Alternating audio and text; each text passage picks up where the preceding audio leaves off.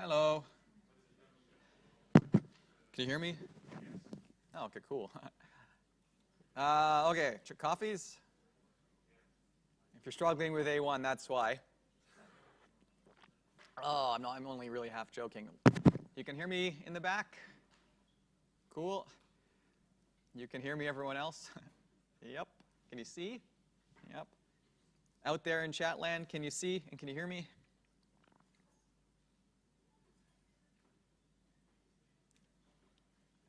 Okay, can you see that?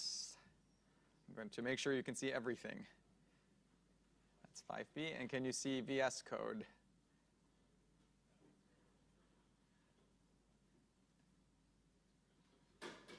Okay, cool. If at any time I seem to be talking into the void, you guys just raise your hand. I should be able to see that.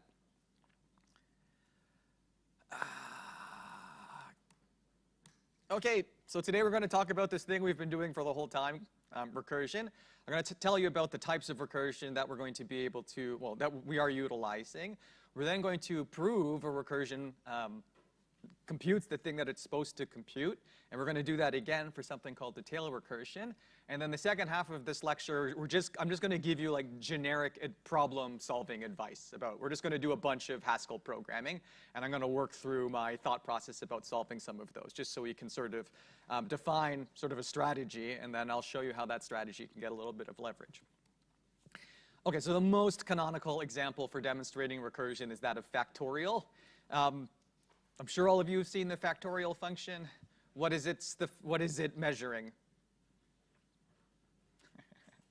I love asking these questions, just to test if you actually have understood the material that you've been taught.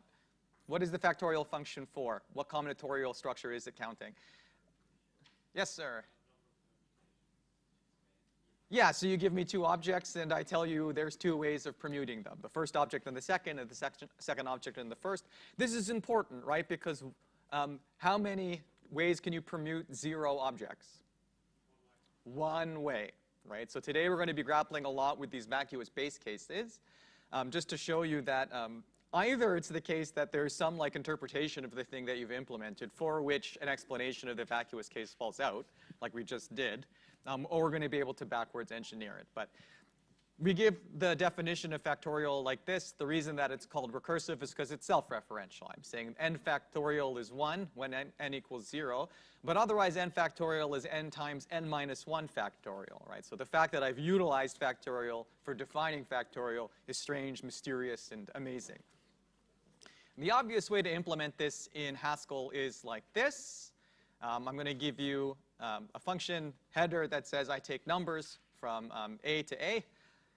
Factorial of 0 goes to 1, and factorial of n goes to n times the factorial of n minus 1. My question to you is, will this type check?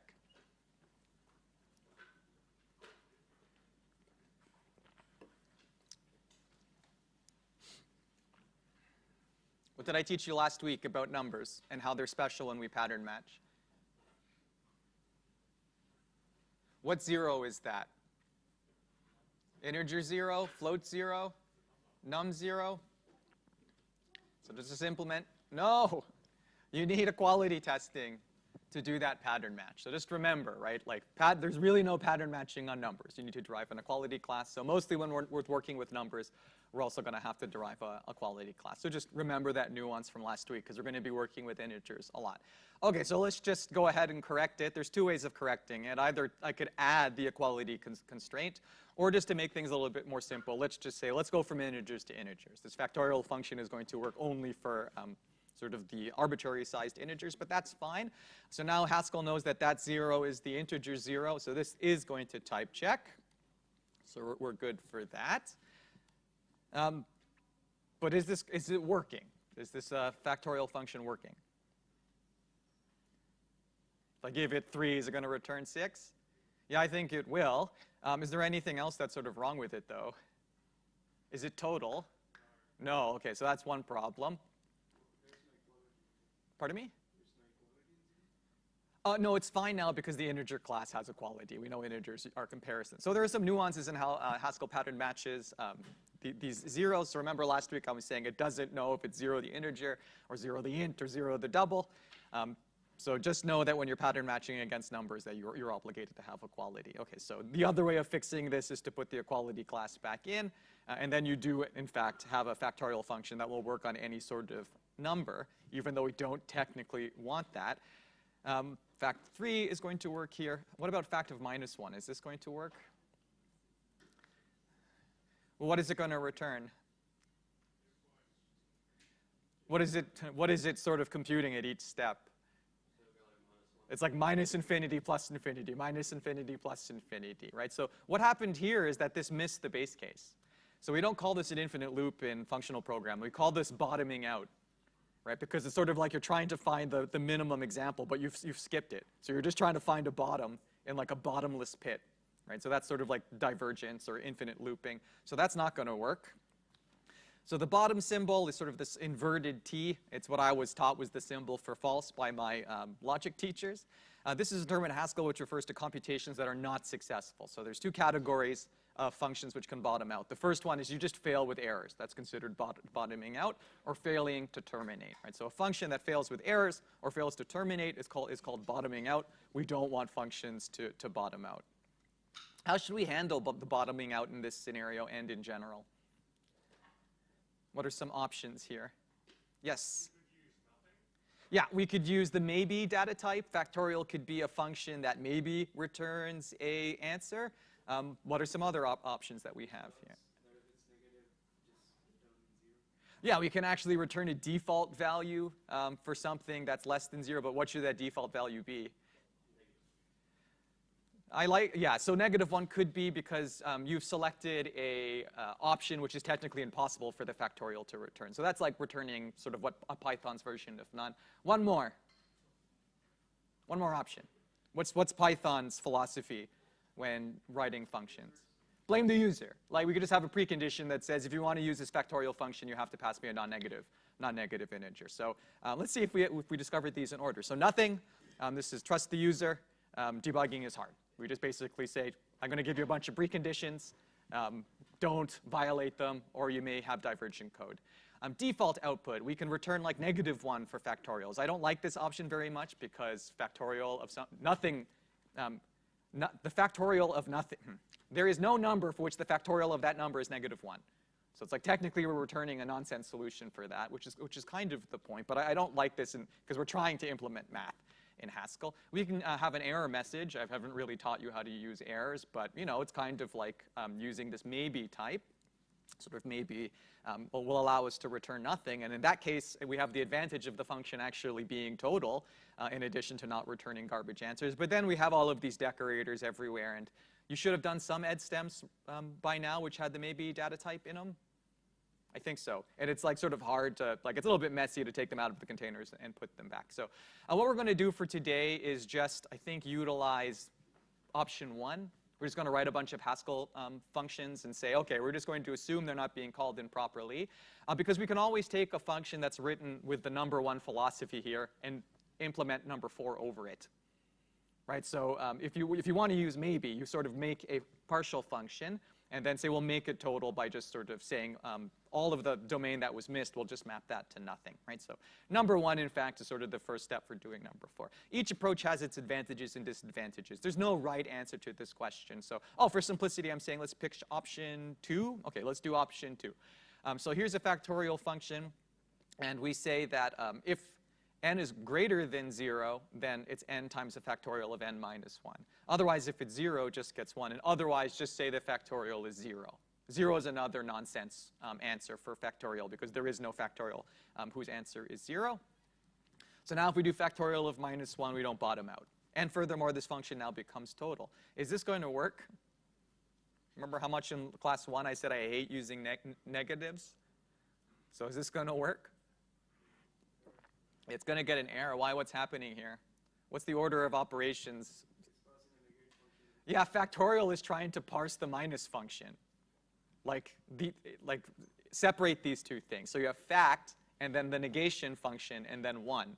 And then remember, we eat left to right. Function application is left to right. So factorial is actually trying to take as input negation. And of course, that's not going to work. If I put this $sign there, it's equivalent to putting those brackets. So that's going to work. OK, so the factorial recursion is the most simple type of recursion. That's called primitive recursion. It's sort of the one that you're most used to. So a function, and let's just say we're just going to talk about integer to integer functions. It's very hard for me to give general definitions today. What I want to do is give good enough definitions.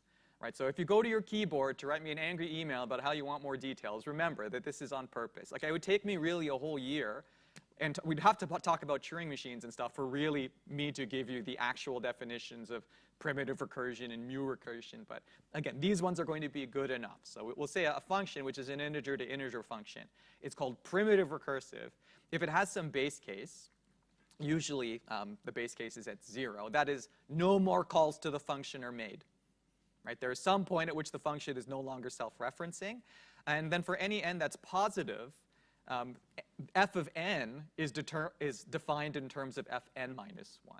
Right? So this is effectively identical to induction. So this is the simplest type of recursion, the recursion where you have a base case and you have one recursive call. Can anyone give me an example of a function that is not primitive recursive? Fibonacci sequence, right? So for every call that the Fibonacci sequence makes, how many recursive calls does it make? 2. How many is it allowed to make for primitive recursive? 1, right? So which one is going to be better when implemented in terms of spatial efficiency? Primitive recursion, right? Because you only have one line to go rather than branches. Okay, so more generally, we have linear recursive definition. So a definition is called linear recursive if each execution that it makes calls itself at most once. Right? So not the Fibonacci sequence, but yes, the factorial. So that is, each activation or invocation of the function involves at most one new activation. So primitive recursion was sort of like a subset of this because it had like a strictly delineated base case. I suppose this one could have a base case where you do more computation. That computation just can't call the original function. All of the recursive calls have to be over by then. So I just want to now study how like these factorials actually work, all the way from the top to the bottom. And then I don't want to ever do this again. I am doing this effectively to prove that recursion is going to work in these simplest cases, but it's sort of bad to think like this. I call this, so you know how we have these abstraction barriers and you're not really supposed to reach through them? You're not supposed to care what happens behind something? I want to have that same feeling for reaching beyond the recursion. But we're just going to trust the recursion works. Right? We're not going to try and trace like this, but I will trace once.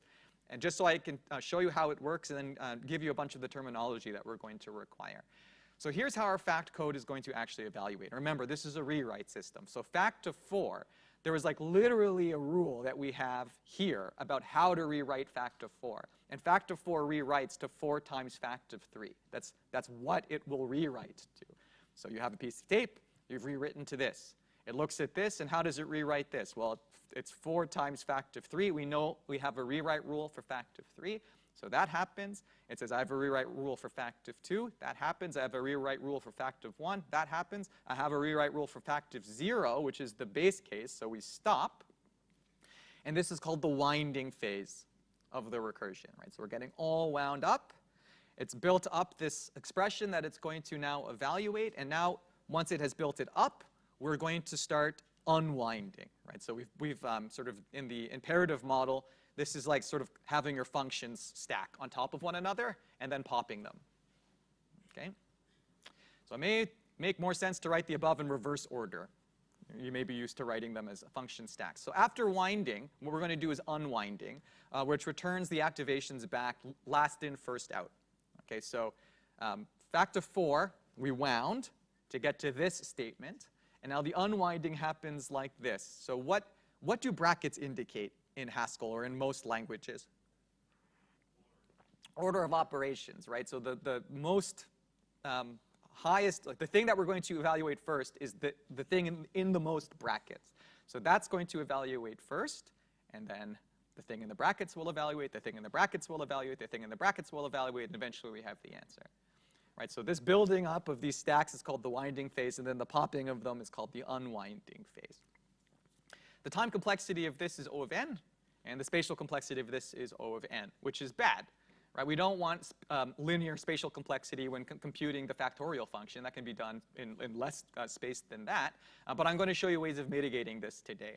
Also, we don't worry about this in Haskell, because the compiler is magical, and it sort of figured out a way of doing these things spatially efficiently at the point where we compile them, which is not something we cover in this class. But you should know that your Haskell code can become spatially and fast if you compile it. OK, so I now want to eliminate this winding phase, but in such a way that we're still in Haskell and thereby still doing recursion. So there's a different type of recursion called tail recursion. Has anyone heard this or utilized this before? Oh, so there must be one class that obligated you to use this? Oh, you just heard about it? Yeah.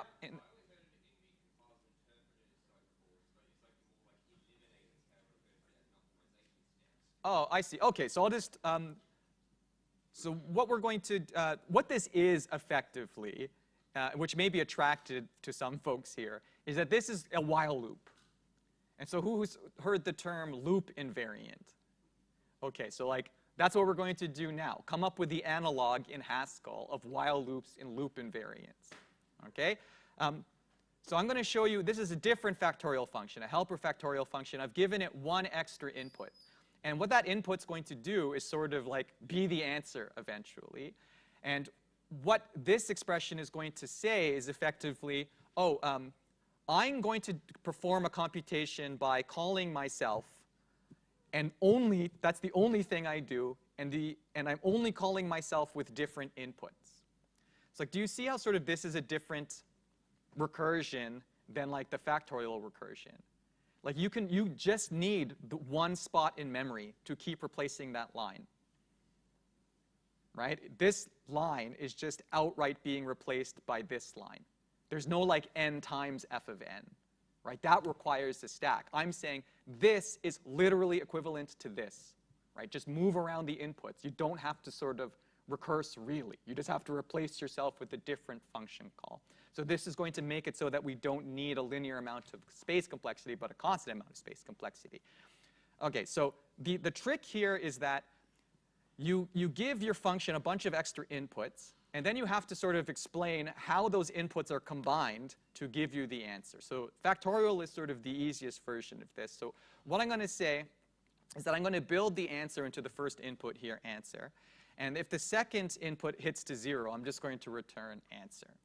Okay, maybe this should have been done second because it becomes evident after what this happens. So I'm saying, call my helper function with this answer and this n. And what I'm going to do is I'm just going to multiply this answer by n, and then call everything, and then make this, and then decrement n and call again. So it's like I'm just stripping like one factor off n and multiplying the answer, and then one factor off n and multiplying the answer. So let's see how this works. If I call factorial, and I'm saying you be this helper factorial function, but start the answer at 1. Let's see how this works. So what's factorial of 0 if helper factorial was given 1? So 1 is sitting in answer. So if I say factorial of 0, what's going to come out of this? 1. Right? That's the base case. Right? So that still works. What about factorial of 3? What is this going to be? 6. And factorial of -2 is still not going to work. I just hope I've worked. Oh, I did work through that. OK. So this may not. OK, so let me work through the rewrite, and then maybe you see. But effectively, what we're doing is computing the answer into one of the arguments. And at every point in the at every call, I'm actually going to be able to demonstrate that if we combine, if like you multiply this by this, you in fact get the factorial. So let's talk a little bit more. So for our purposes, a function definition is called tail recursive or iterative, because as I said, this is effectively the functional while loop. If each execution of the function is either a base case, which means it's a constant, like you've defined it outright. No more function calls are permitted here.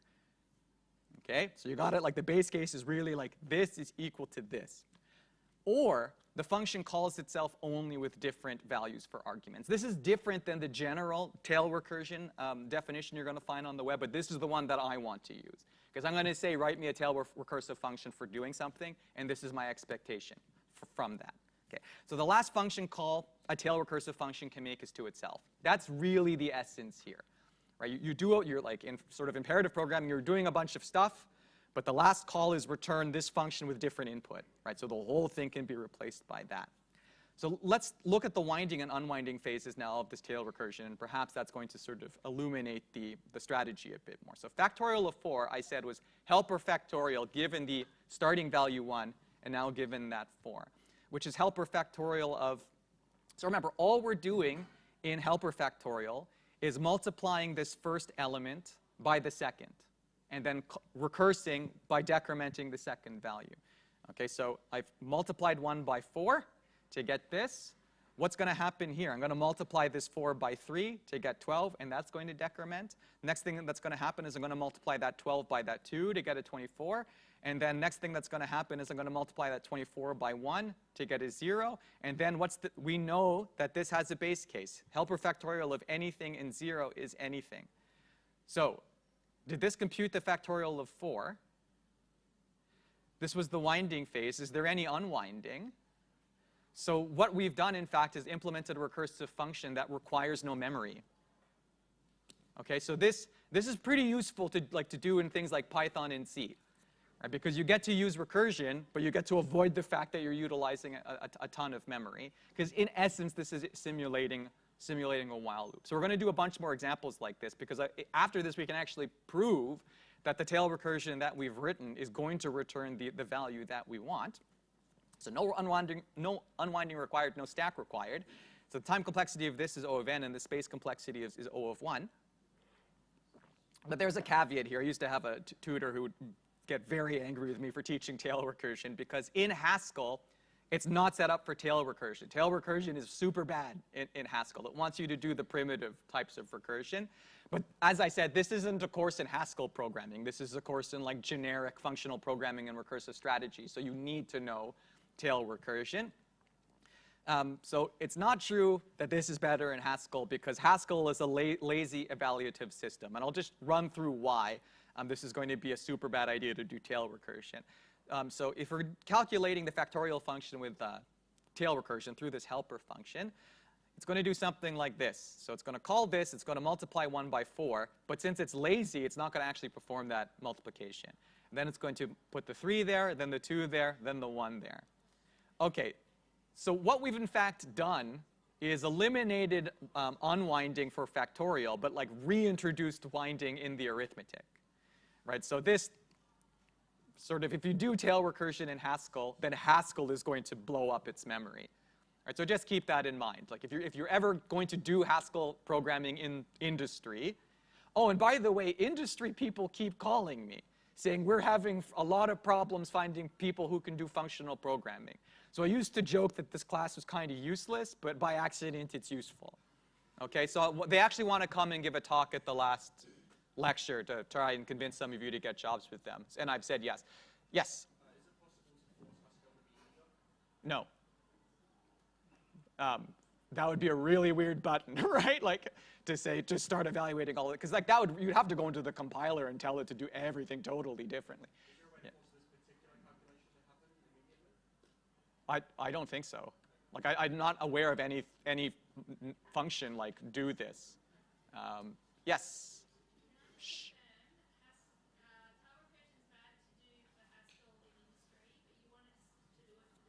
Because I want you to learn how to use tail recursion. Yeah.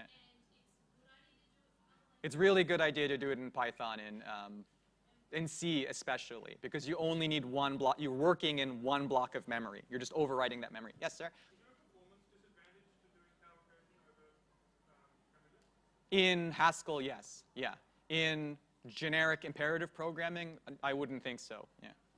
It's the spatial complexity really where recursion bites you in the ass, right? Because which one? Tail recursion has spatial complexity O of n in Haskell, but O of 1 complexity in C. Right? C is an eager evaluative system. It's the opposite of Haskell. So we sort of have reverse. So in Haskell, primitive recursion is the thing that you want to do. That's what the compiler is optimized for. But that would blow up C. You would need one recursive you need one stack every recursive call that you make. I think in Python even limits you to like 1,000 of those recursive calls as well. This is the whole purpose behind dynamic programming. So take the algorithms course, and you'll learn how to mitigate the problems with recursions in the imperative space. Okay, so suppose now we want to prove that the Haskell code that we just worked, it works, right? Because there might be some settings where program verification is going to be quite important. And probably like the fact that all of these LLMs and ChatGPTs exist, program verification is going to be the #1 important skill now, right? Because we're going to get something to generate the code, and we'll have no idea if it's working or not, right? So don't think that program verification is a silly, pointless task.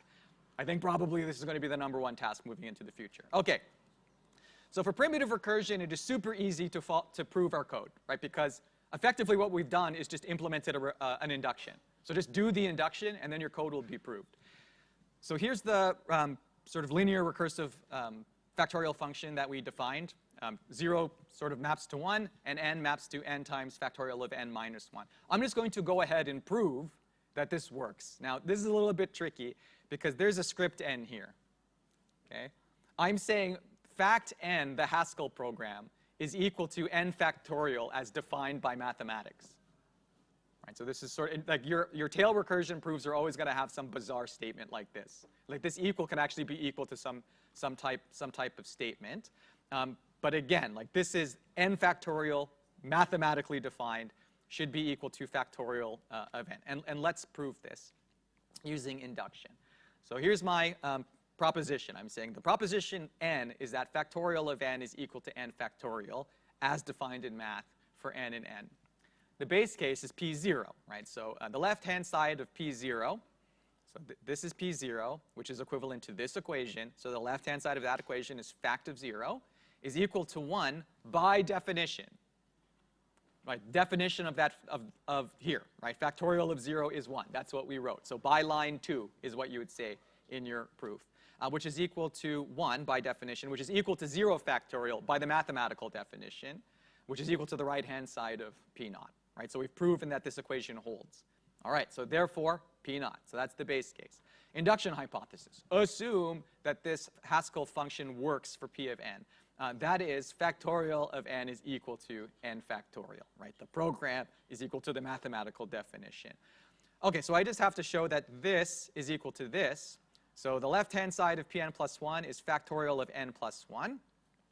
This is equal to n plus 1 times the factorial of n plus 1 minus 1 by definition, by line 3. Like I'm just executing this rule, right? If you put n plus 1 in for n, what's going to come out is n plus 1 times fact of n minus 1 plus 1, which is just n. Okay, so that's what it is by line 3.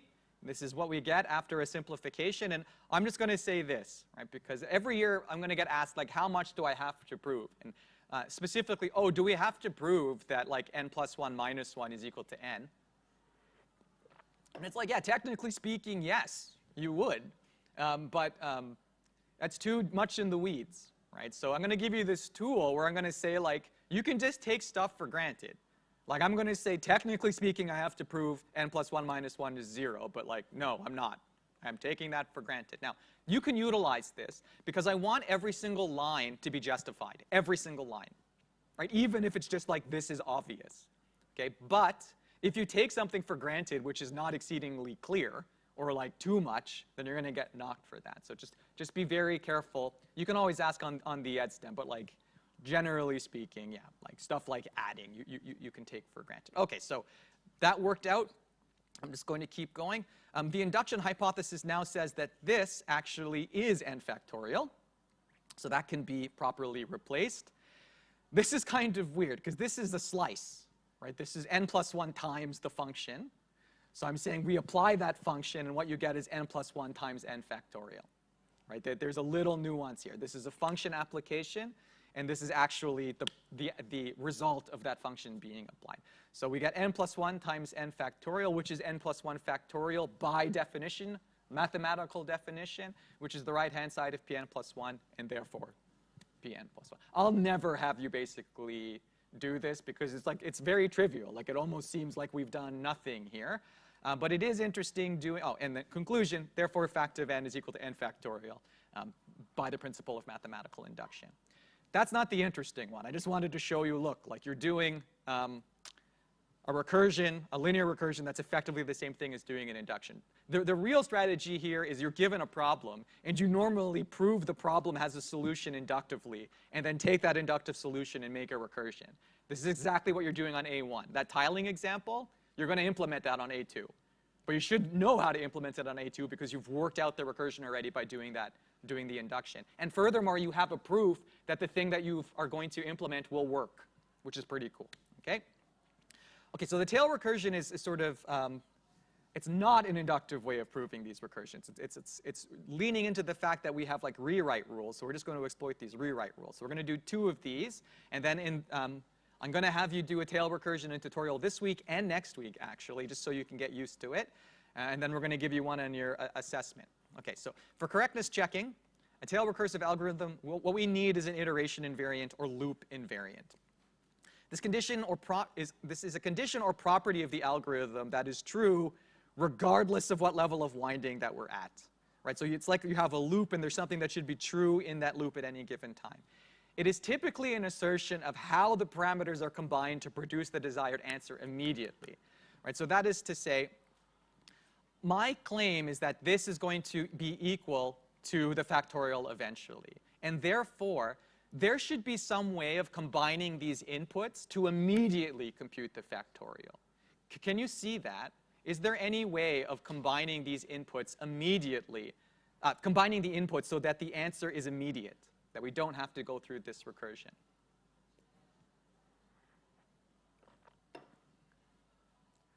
Try to think. So like, remember, we're just popping off, we're just multiplying n by answer.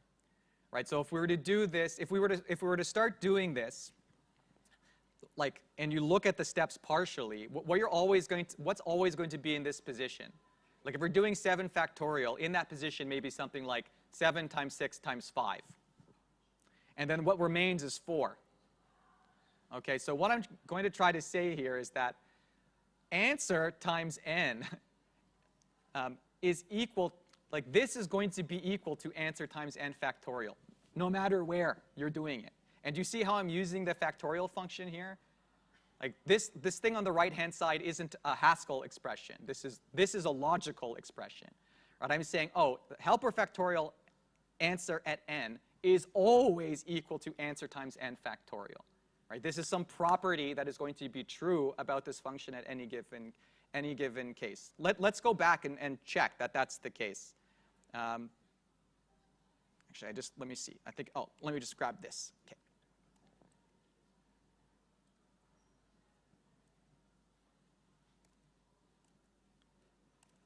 Okay. Let's make that a little bit bigger. Helper factorial. Okay, so I want to do helper factorial of, let's try to get, I'm going to start this at 1. And let's do 4. So like helper factorial is 4 times 3 times 2 times 1, 4 times 3 times 2 times 1 times 1, which is going to be equal to what? 12, 24? Okay. So my claim is that this is always going to be equal to 1 times 4 factorial in this case. Is that equal to 24? Okay, let's make one call. So this is going to be helper factorial of what? 4 and 3? Is 4 times 3 factorial equal to 24? What about helper factorial of, and then the next one is going to be 12 and 2. Do we still have that here at 12 times 2 factorial equal to 24? Whoops, 24, still works. Helper factorial 24 and 1, that's going to be 24 times 1 factorial is equal to 24. And the last one is helper factorial 24 times 1, 0. That should be 24 times 0 factorial, which is 24. Okay, so my assertion, I have an assertion, helper factorial of xy is always equal to x times y factorial. Right? Maybe I'll put quotes around here because that's not really a Haskell statement. Okay, but does everyone see that I have an invariant?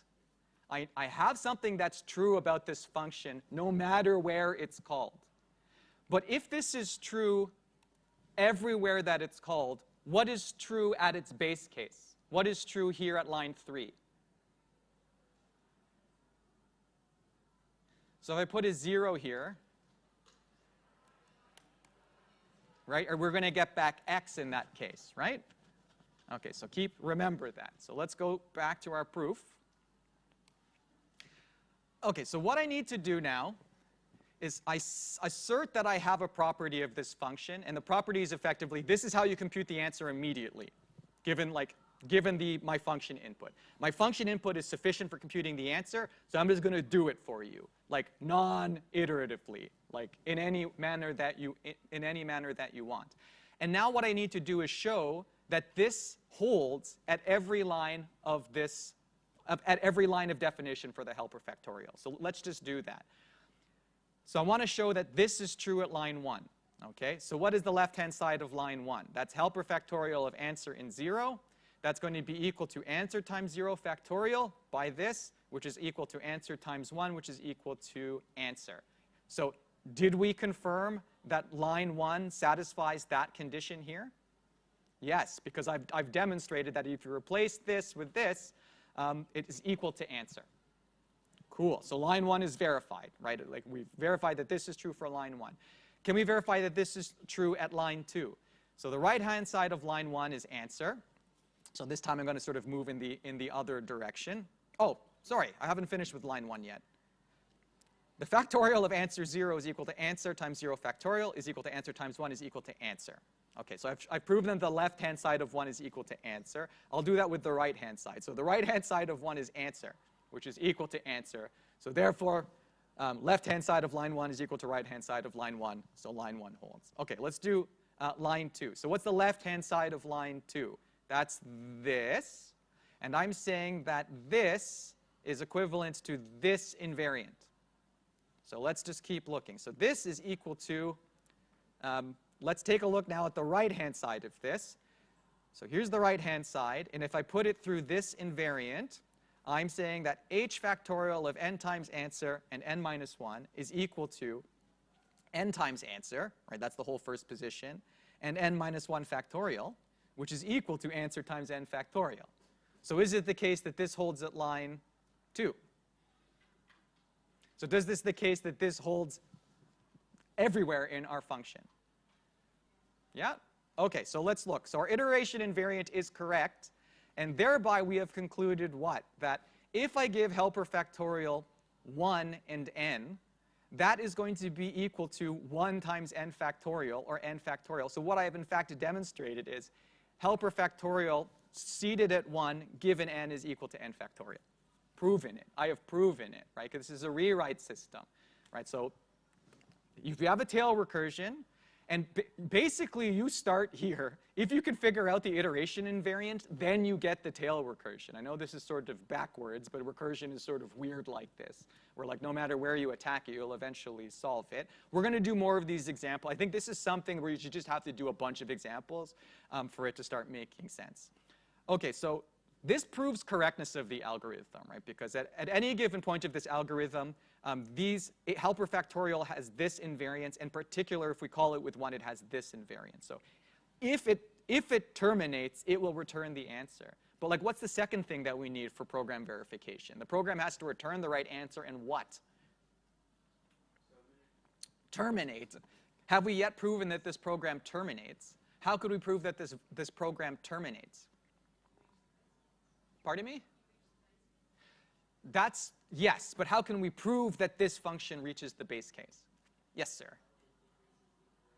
N decreases at each iteration. Do you see that this n is moving down? Okay, so what we require now is something called a bound value. And it doesn't have to be exact. I just want to say, I know an upper limit on the number of times that helper factorial called at n is going to be called.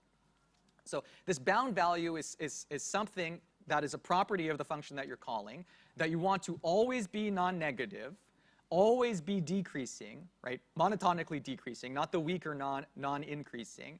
And this gives an upper bound to the number of recursive calls that we can make before the program terminates. So you know what? I think I'm forgetting to record. I'll pull it off of the echo. Shoot. I didn't go through the rest of my thing. It'll be okay. I'll start recording now. But I appreciate the gasp as though this was like a life-ending thing. We won't get to listen to it. But it still records through the echo, so I should be able to fix this. But shame on you for not letting me hit the button. One of you should have realized. Okay, so what's the bound value here? You look at this. We have this function, and I'm going to say the helper factorial of answer n is bounded by n. Like you normally have to give a bound value which is proportional to some property of one of the inputs. In this case, it's just equal to the input itself. In your tutorial this week, it's going to be the length of something. You're going to be doing a tail recursion on a list, and the list will be shrinking. Right? So in this case, I'm saying, I'm going to assert that the bound value of this helper factorial function is n. And then I'm going to demonstrate the two things. That n, I need to demonstrate what? That this is always non-negative, and it is decreasing necessarily. Is this always non-negative? Yeah, because we have a precondition on the factorial that says we're not allowed to call factorials for negative numbers. Okay, so by our presumption, n is always non-negative. Check. You do have to show this in your work, by the way.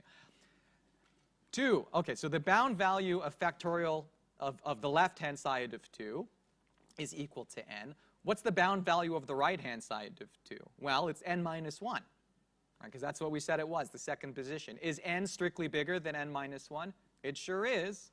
So therefore, we've proven that the bound values are strictly decreasing. So if you have a sequence which is strictly decreasing, and that sequence is only positive numbers, what has to be true about that sequence? Can you have an infinitely decreasing set of positive integers? No. So what does that mean about every sequence that's a monotonically decreasing sequence of positive integers? Has to stop.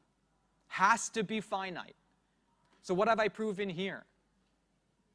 It terminates, right? Because its bound value is always a positive integer, and at every recursive call, that bound value is strictly less than the thing where you've called.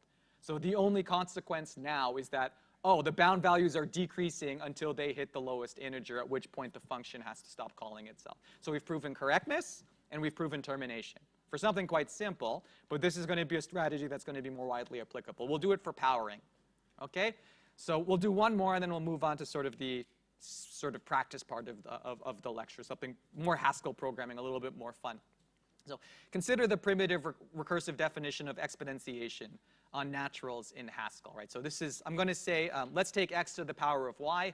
Everything has to be non-negative, right? So I can still do 0 to the power of 0. I can still do 0 to the power of something else, and I can still do something else to the power of 0. So what kind of definition is this recursively? Is this a tail recursive definition for power? Is this a linear recursive definition for power? So if I asked you to prove this, which tactic are you going to use? I say, prove that this actually is returning the power faithfully. Well, I said linear recursion is basically an analog of what? Induction. So for this one, you'd use induction, right? You just have to say, I'm just going to assert that power of x and y is equal to x to the power of y, and then go through the induction. Did I do that? No, I didn't do that, because I'll never ask you to do a proof like that. I typically have a tail recursion on the exam, and every year people try to prove it inductively. Maybe I'll give you an example in tutorial to show you why you cannot use induction to prove stuff like this. But okay, so here is now a version of that linear recursive power function that is going to work tail recursively. So again, I'm just basically going to introduce another parameter, and you're always free to introduce as many parameters as you want, but I'm just going to put one and say this is going to be, I'm going to put the answer here. Okay, so I have where I'm going to store the answer. I have x, and I have n, the thing I want to put that to a power. And I'm just going to say helper power of answer x to the n is take answer and multiply it by x, and then decrement the power. This is very similar to what was happening with the recursion. I'm just moving something to somewhere else. So do you see how this is eventually going to compute the power? Cool. Okay, so the base case then is what happens when something hits 0. And I'm saying if you have 0, just return the answer. Now, usually then, through your helper, you're going to have to define the thing that you want.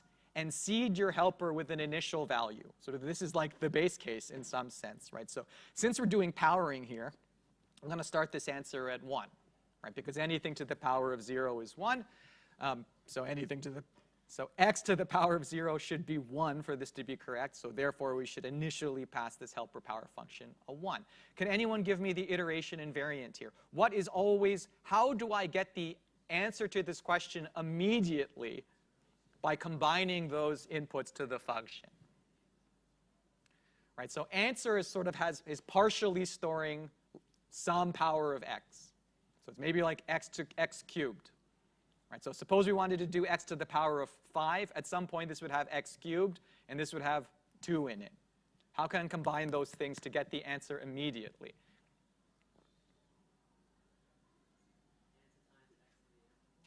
Answer times x to the n? That, I think, yeah, it's hard to parse that without the brackets. It's this.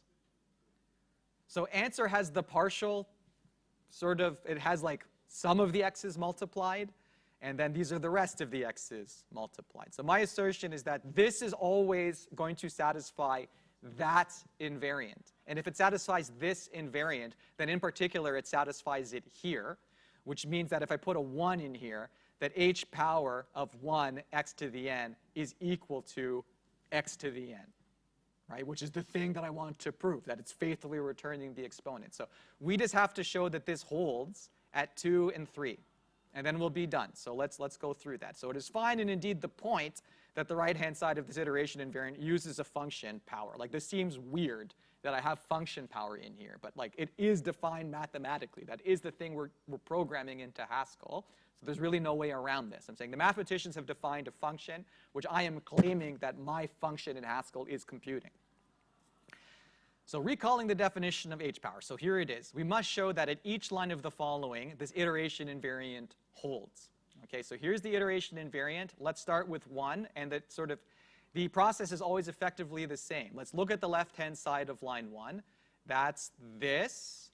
Let's put it through our iteration invariant. So I'm saying helper, this is the old helper power. Sorry, I forgot to change that. So helper power of answer x and 0. If we put that through our iteration invariant, you're just going to multiply all of these things together. So that's answer times x to the power of 0, which is answer. Okay, so the left-hand side of this is equal to answer. What's the right-hand side of line 1? Well, answer. Is answer equal to answer? Yes. Okay, so we've verified line 1. Left-hand side of line 2. Here's line 2. Let's put it through our iteration invariant. What do we get? Well, we get answer times x to the power of n. Okay? Let's look at the right-hand side of line 2. That's this. Okay, so what happens when I give these inputs through the iteration invariant? Well, it's just this multiplied by this to the power of that, which is answer times x to the power of n minus 1, which is equal to answer times x to the n. Is it the case that we verified line 2? Okay, so line 1 is verified, line 2 is verified, and thus our iteration invariant is correct. And thereby we conclude, if we call this helper power function initially with the seed 1, what we're going to get out with the iteration invariant is 1 times x to the power of n, or x to the power of n. So therefore, power of x to the n is equal to x to the n. We've proven it. It's proved. It will work if Haskell is faithfully implementing this stuff. Okay, so that's correctness. What's the other thing that we require? Termination. So what's the bound value in this case? Something that's always positive, that's decreasing at every time we do a call. The power, right? Well, I guess I would have had to specify that we weren't allowed to use negatives anywhere here, because technically, like 1 to the minus 2 is defined, but not over the integers. So this is, I'm just going to say, okay, the bound value for this function at these calls is n. Right? Normally, that's what you express to us. The bound value here is equal. It doesn't necessarily have to be one of the inputs. Right? People get hung up on that. You're going to do this with the list. Right? So you can't say the bound value is equal to the list. You have to say the bound value is equal to the length of the list, right? Because it has to be a non-negative integer. Okay, so because of our precondition, these are always going to be non-negative. And if we look at the bound value of this call, it's n. And if we look at the bound value of that call, it's n minus 1. Is n greater than n minus 1? Yes. So is these bound values strictly decreasing? Yes. So is this function going to terminate? Yes. Yeah.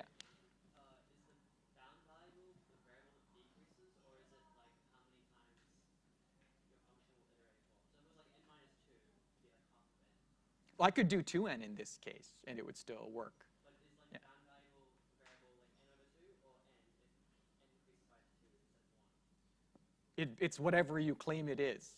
So this is sort of a bound. It doesn't have to be exact.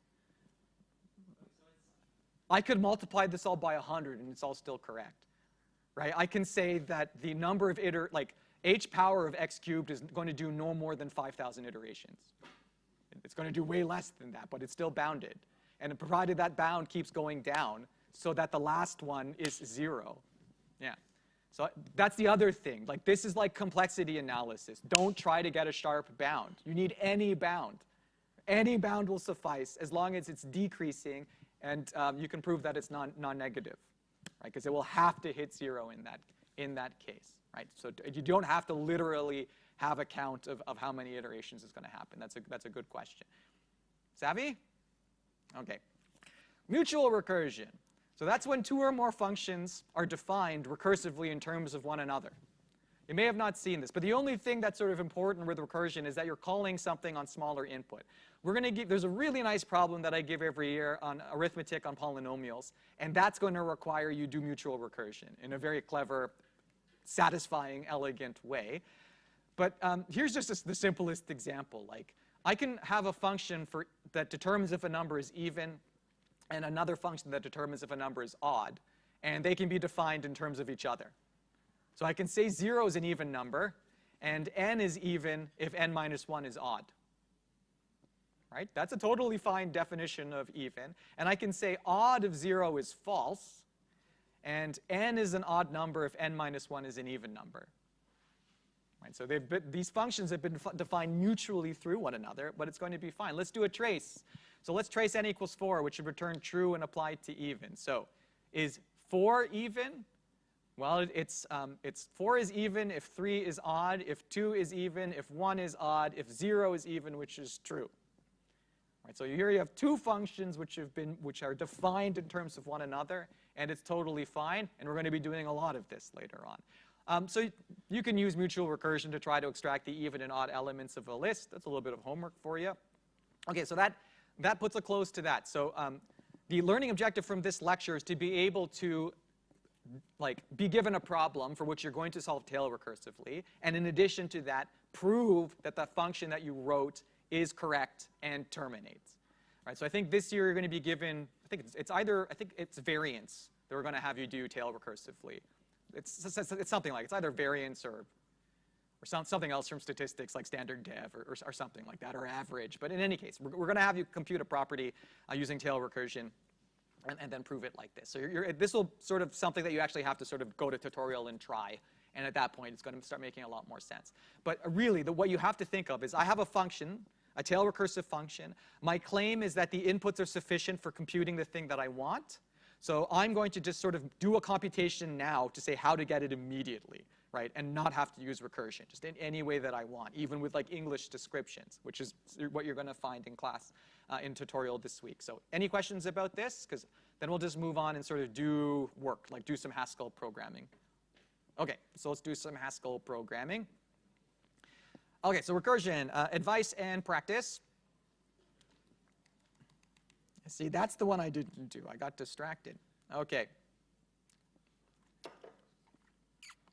So the book that I sort of recommended, which is a good book, is Hutton's.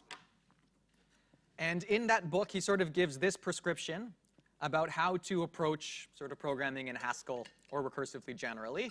I don't think it's a bad sort of method, so let's just talk about it and then try to apply it to a bunch of problems. So you're given a problem to program in Haskell. What's the first thing that you should do? Well, the first thing that you should do is define the type. Right? And we've been getting a lot of practice doing this, like sort of defining functions which have a principal type.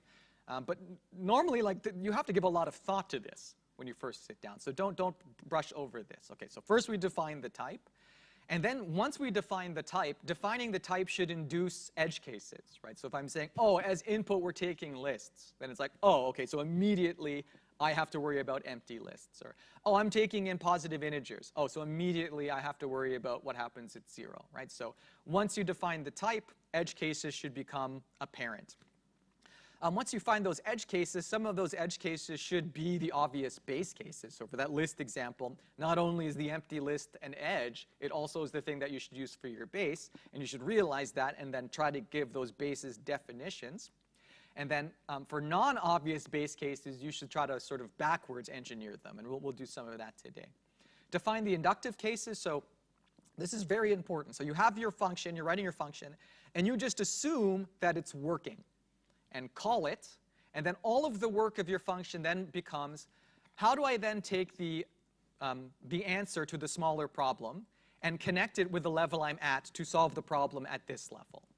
That is the power of induction, right? You're solving a simpler problem.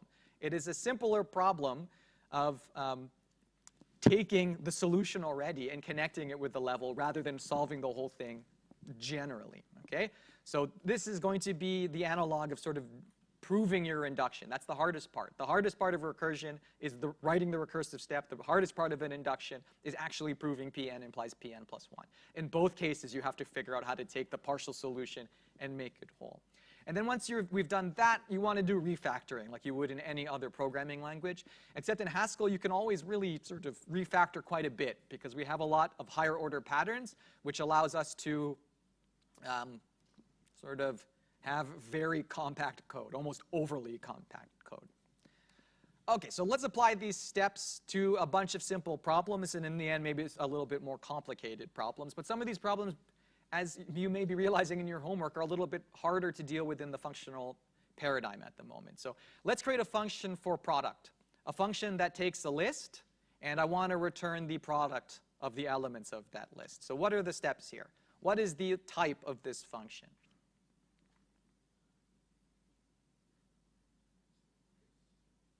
Let's start anywhere, and then we'll try to refine it. Yeah. So list of A to A. OK, let's try writing some of this stuff out. OK, so maybe I'll just do it here. So I want to have something like product, and we need to know its type. OK, yeah, probably, well, yeah, effectively, we want the class of things for which multiplication is defined on.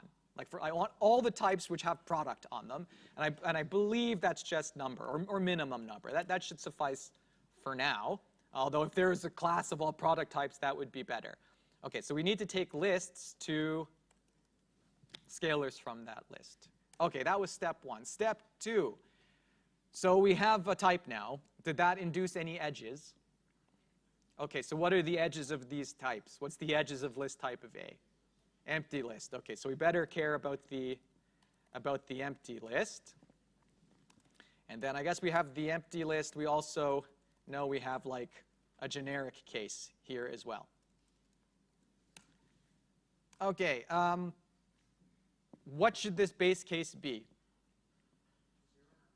You say 0? Other people say 1? Okay, it's 1. But suppose, like, why are you saying 1? Because they told us to in math? Pardon me? Well, okay, the real answer here is it's 1 because if it's anything else, it won't satisfy the pattern. And that's really the answer to, like, why is x to the power of 0, why is 0 factorial 1? Because it's always the case that that satisfies the pattern. So I'm going to put a question mark in here so we can backwards engineer it, and then I can say that's why it's 1, because it satisfies the pattern. Okay, what should the product of this be? Right, yeah. Right, okay, so I'm going to do this. I'm going to say, this is a little bit over-engineered. I'm going to say y's is the product of the rest. Right, so we just assume that we get that answer. So if I have the product of the tail of the list, how do I utilize the product of the tail to combine it to get the answer here? And yeah, x times, oh, I shouldn't call that y's. That's like a number, like k. Okay, x times k. Okay, so let's think about it this way. Suppose we don't know what this should be, because it feels icky. It's too low, right? It's a vacuous case. What's one case where we absolutely would not have any argument over? What's the first case where we're comfortable saying, I know for sure this is what should come out of that case? Yeah, singleton list, right? Okay, so I don't think anyone is going to argue that this should be this. Does someone want to argue that? I'll fight you outside. Okay. But okay, so we know that this is eventually equal to x. So let's do this. So that's eventually equal to x. And like you can I Haskell program like this by basically writing expressions and equalities because it's a rewrite system. You can sort of program the same way that you do math. But what does our product function say that this is equal to in its rewrite system? Right, because remember that this really is this. Everyone on board with that? Okay. So by our definition 9, this is going to be x times the product of that. Savvy? Okay, so we have this expression, which is true if and only if what? Product of empty list is 1. Has to be 1. If it was anything else, we would be getting nonsense answers from product. Okay? So either the vacuous base case is going to be evident by like the physical property itself, like the fact that n factorial was counting permutations, or you should be able to backwards engineer it from like moving up to the step. The worst answer here is this. Wrong. You're going to lose a lot of marks for not getting your base case right. Right? A lot of marks are apportioned for your base case. It's very important. It's equally as important as the inductive case, right? So this is just wrong. Like if you're writing your exam and you're like, I'm not too sure about the base case, so I'm just going to move up a level and write this. No, you might as well guess. Go to the bottom. You need to go to the bottom. I implore you. Because it's going to be easy, right? We always want easy cases like this. Okay, so suppose I can just show you that this is working. Let's see. Oops. Can we move you down? Yes. Let's put that base case back. What would have happened if I would have run this? It would have bottomed out. Yeah. All right. Let's go in. And we should see that this is working. Whoops. Did I spell product wrong? Is product already defined? Aha. So something that you can do in Haskell, you can use somehow the asterisk or the right quotation, like F prime, and that's enough to delineate. So sometimes we do that. Product this, 1, 2, 3. Hooray. Okay, that's 1. Let's keep going. What's product? Drop. Define the prelude function drop, which given a list and a number, removes that number of elements from the front of the list. Okay, so let's do a drop. And maybe we'll get one example. Okay, so it was like drop of 1, 2, 3, 4, and I think you give it a number like 2. Okay, so drop 2 of 1, 2, 3, 4 should equal 3, 4. There's our usage example. Okay, what's our header? What is the type of this function? Okay, so I'll say drop. So I got to give it a list of A, and what comes out? List of A. Is there any constraints here? No, yeah, anything will work. I don't care what's in the list at all. It's not at play whatsoever. No class constraints are required. Yes, you are correct. So we're missing an element here.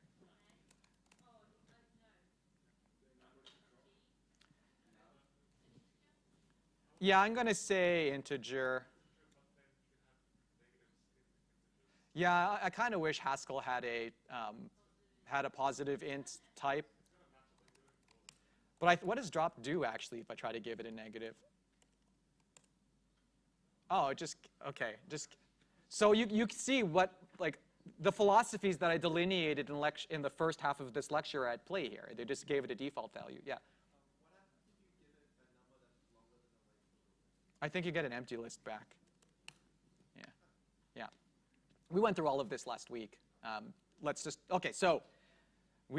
make it an integer. That simplifies things. Probably, what did they define it as? I would guess machine int. Yeah, machine int. A little bit faster, I guess. Because it'd be hard to, like, you'd have to have a list which is so big that its indexes are now, like, exceed 64-bit integers. So you probably have other problems if you want to index that far. Okay, so what are the edges here? Because we have, like, now, I think, a domain of two things. Okay, so now like the fact that there are edges sort of, there's like a multiplicative factor here, maybe.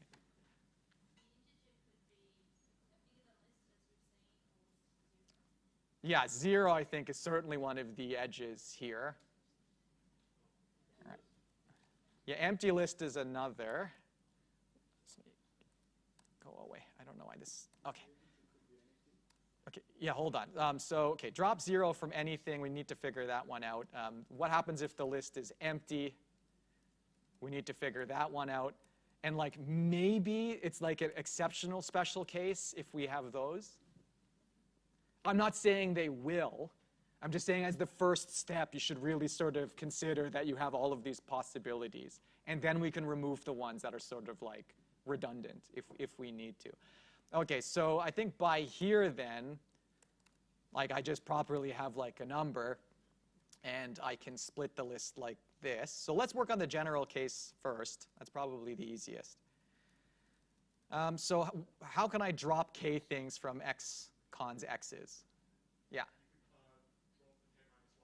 Yeah, exactly. Drop k minus 1 things from x's. Well, okay. And I'll do it the over-engineered way too, right? Because I always say the first thing that you should do is just call recursively the function.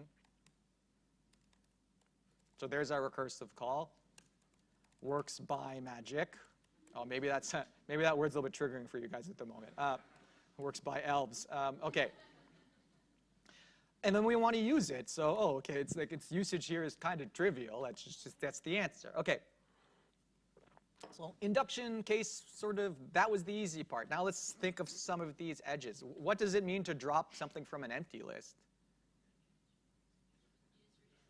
Yeah, I probably just return the empty list back. What does it mean to drop 0 something? All right, so actually I needed that. I think this needs to be like this. Is this a special case? I think that is going to be, well, that's going to hit, yes. Actually, I don't, yeah, it's, both of them are going to be, okay, let me think here. I can certainly get rid of that, yeah? Can I get rid of this? No, that has to stay. Okay, so I think effectively this now is going to be the answer to this problem. Whoops.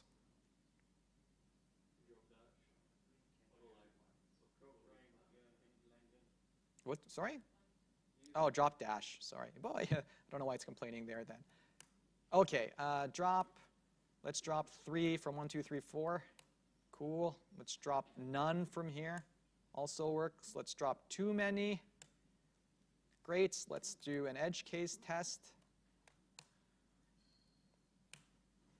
Okay, more.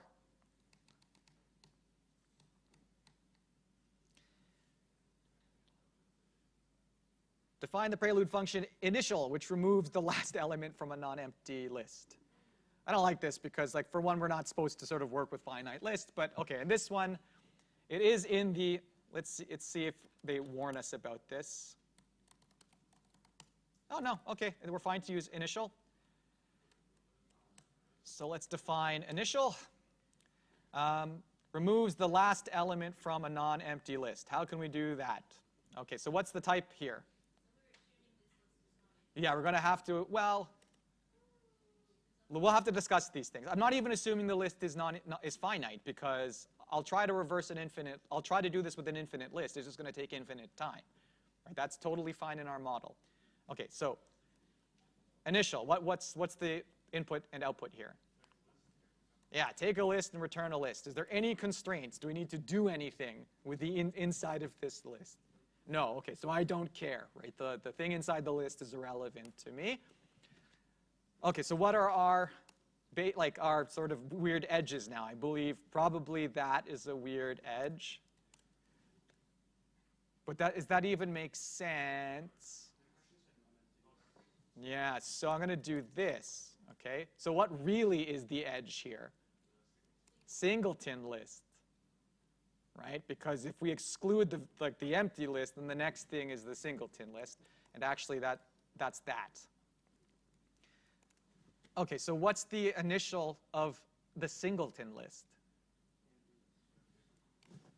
It's the list with one thing in it. its tail is empty. Okay, so we have that. And now here's the initial for a generic case. And I'm just going to go ahead and over-engineer this and say I'm just going to go ahead and give you the initial of x's. So how then do I answer this question? What is the initial of x con x's if I'm telling you what the initial of x's is? Is it x con y's? All right, let's test. Yes, thank you. Initial of 1, 2, 3. Initial of 3. Initial of empty list. Bottomed out. Okay, cool. That wasn't too bad. So there we go again.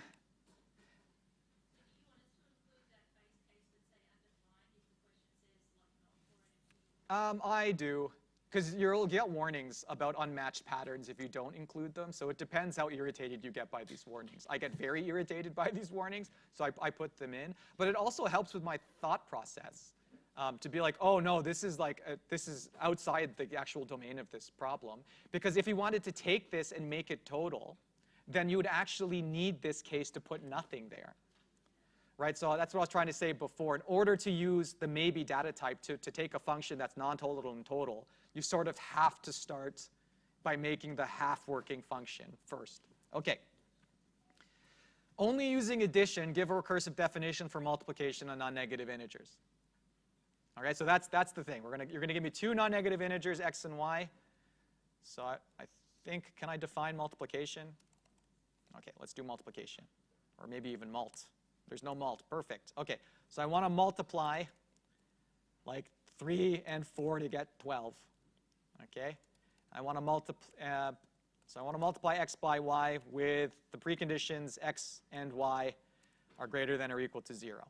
Okay, I really do wish we had a natural type. Well, we can develop it actually. Actually, on your next homework example, we're going to work out the definition for integers. Yeah, or for naturals. Sorry. No, it's not in Prelude. You have to import it. We could build, like we effectively have a natural type already. I showed you how to build lists. Constrain yourself by like putting x in it. And we'll say 0 is the empty list, and 1 is the list with 1 in it, and right, 2 is the list with 2 things in it. Right? It's called Piano's representation of the integers. Okay, so what is give me some typing information for here. This one should be a little bit easier.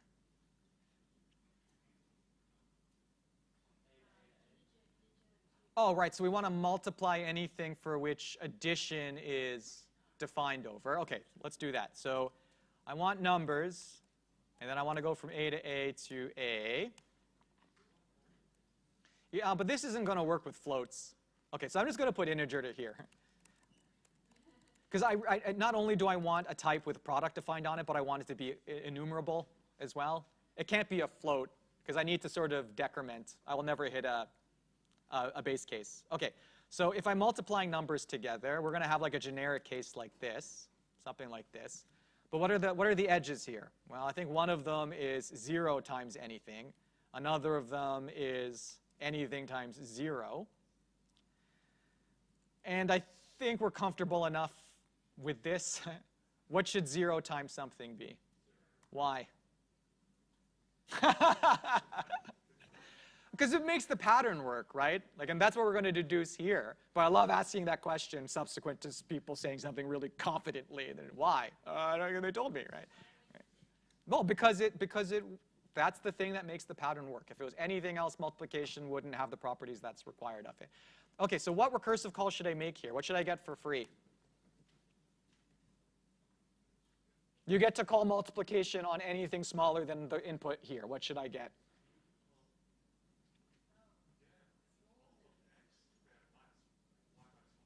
Why don't we get this? Why don't I just get the multiplication of x and y minus 1?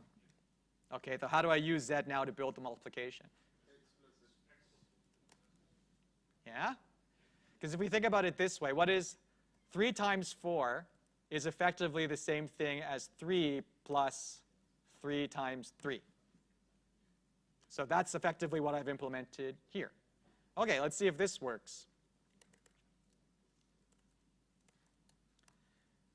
Reload.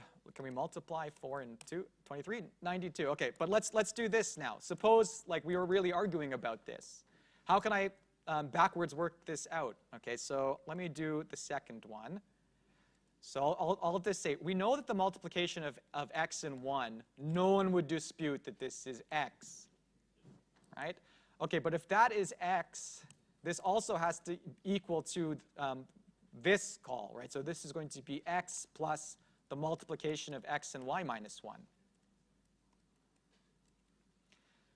Right? So if I know that this is true, what does this have to be? 0.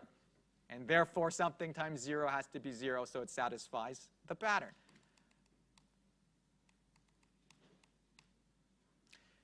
The power set of A denoted script B is the collection of all subsets of A. For example, the power sets of 1, 2 are the empty set, singleton 1, singleton 2, 1 and 2. Everyone familiar with the power set? Okay, so let's write a Haskell program for generating the power set of a set of numbers. And like, we'll just utilize the same working strategy that we always had. Pardon me? No, I don't think I specified that. This is just the example that I've given. The question was, does it need to be a set of numbers? But we're going to have to consider what we want. Okay, so I want power set. Is that defined? I don't think so. Okay, good. What's the typing information? Okay, I want to take a list of numbers. And what am I returning? Or I want to take a list of elements. And what do I want to return? List of elements. Do we need for those elements to be anything? Well, okay, if we do something in here that requires that, we can always add them. But I don't think, theoretically speaking, we do need this. Like, we're never going to have to compare anything. Okay, so what are our edges? And what is the generic case? Yeah, I think the empty list, is an edge. What should that be?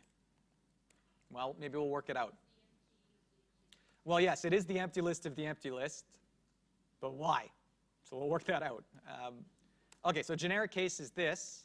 And for free, you're going to get the power set of x's. Okay, what do I do now? This one's a little bit more tricky.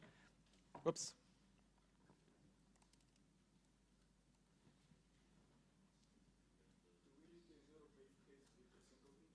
Pardon me? The question was, do we need another base set? Do we need this base case?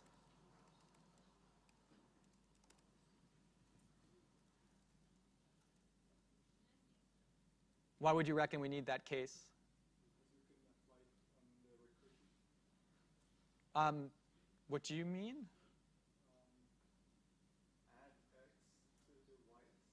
Add x to y's. What? Oh, you mean, so look at y's and put x in every one of those sets? That is correct. I'm not sure what that has to do with here, but I'll leave it there, and maybe we can discover that we don't need it. Okay, here's how to think about this. So suppose we want to generate the power set of 1 and 2. I should have made that a little bit bigger. But consider that you can divide that power set into two pieces. The sets that include 2 and the sets that don't. In here, if I take the head off the list and get the power set of the rest, what I really have are all of the sets that exclude x. What do I have to now add to get the power set? The sets that include x. So how do I get the sets that include x? Exactly what you said. I have to go into these y's and add x to every one of those sets. But I can do that with a list comprehension. I say, x gets connected to, double y's. This is a list of lists. X gets connected to y's such that y's is drawn from that power set plus that power set, right? The things that exclude x in the power set and the things that include x in the power set. Okay, so I'm going to remove this. Whoops. I'm just going to set this to this just so I can check the correctness before we go on. So I'll just prove to you that I can get the power set of 1, 2, 3. There it is. With like not much energy. Okay, but, and because again, these are the, I want the power set of x con x's. So this is all the sets that include X in that answer, and these are all the sets that exclude X in that answer. And the things that exclude X were determined recursively. Right? And then I just used it as glue. So this is a little bit more complicated inductive set. Since your line is commented out, clearly we didn't need it. But let's try to backwards work that one out. Because I think this really is not really a special pattern, right? Because if you pop out this, that X is going to be empty. And we have a pattern match for that. OK, so does anyone can give me any reason why this should be the empty list should be a singleton list of the empty list? Why should the power set include the empty set?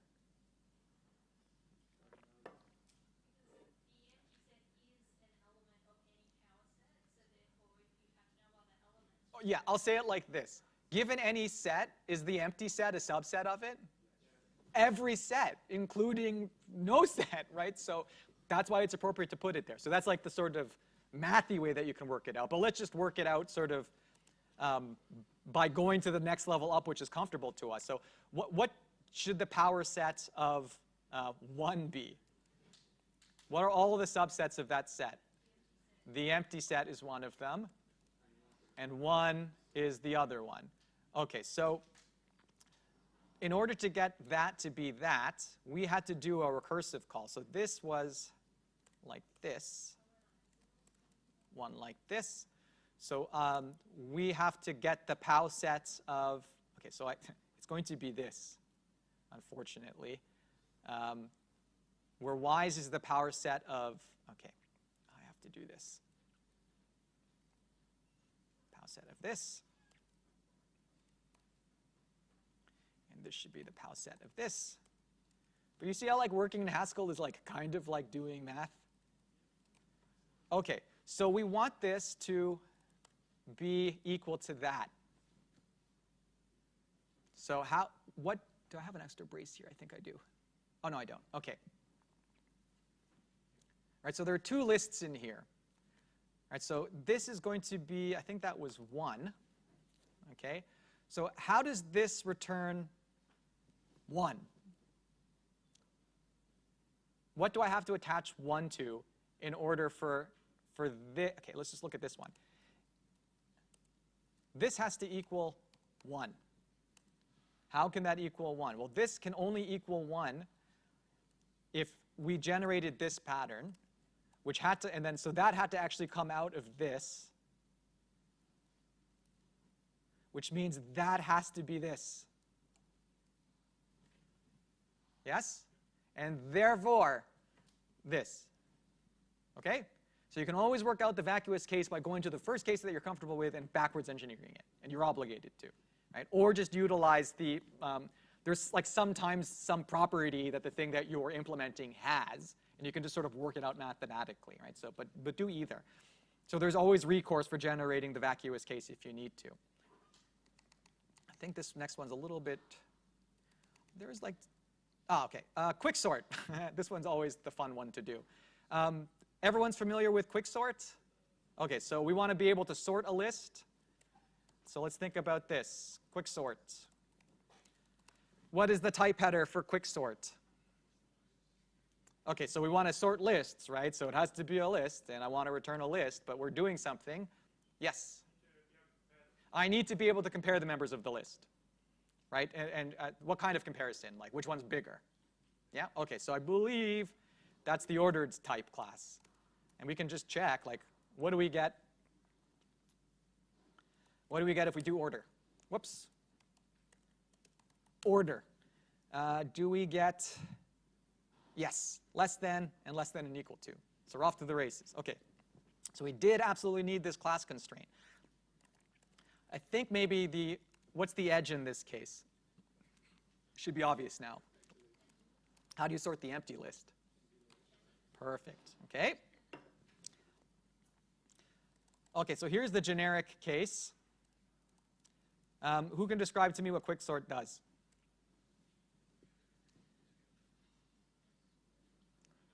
You guys are third years. Yeah. Put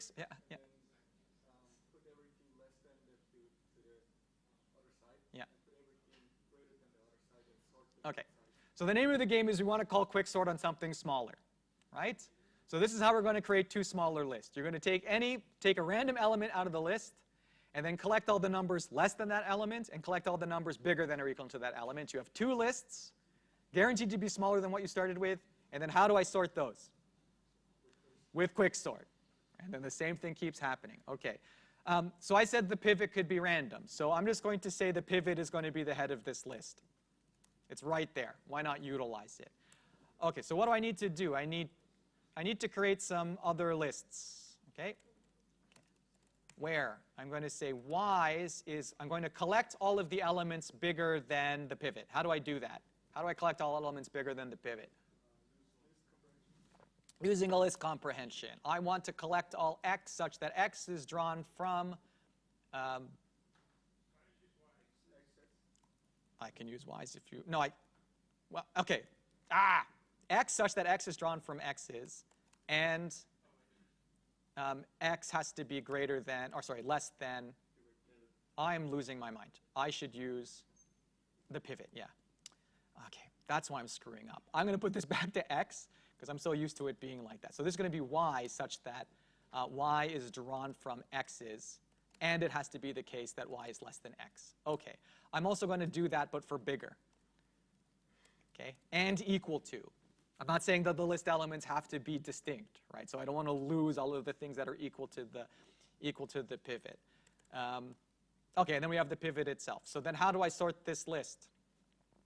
Sort ys, and then add x, Quick sort and sort that x, and then add y's, and then put the pivot where it's supposed to be, and then quick sort the other part. And that's going to work. Yes, sir? If you have a list of all elements that are the same on line 8, will that just be the same list? If you have a list of elements that are all the same, yeah, we may have to, yeah, that'd be a weird edge case. We'll have to check that that will still work. No, but then we'd lose all of those duplicates.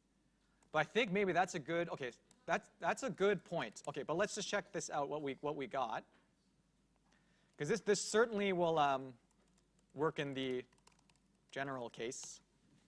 OK, but you're saying this may be broken for this. No, it's not. So I don't know.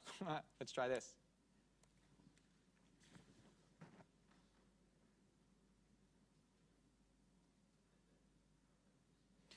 I'll have to think about why that's working. But I'm not. Yes? Oh, yes, the input is getting smaller.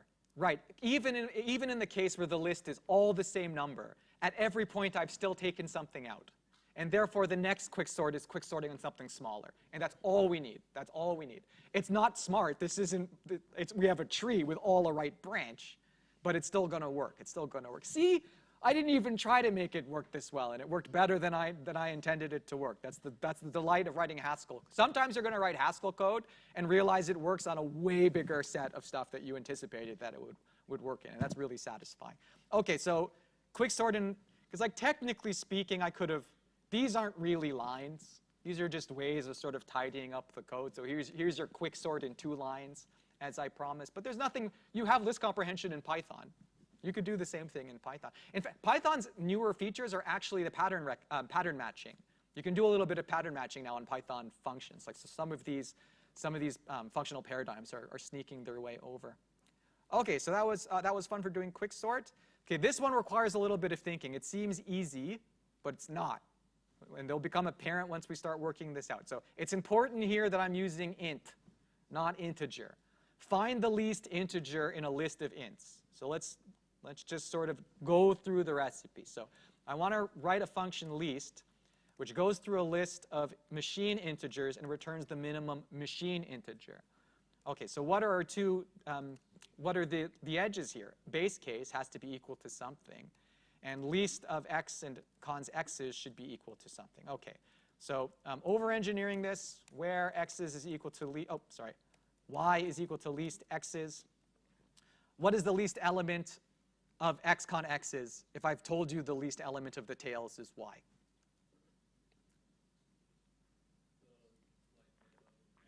Yeah, the smaller of x and y. I believe there's a minimum.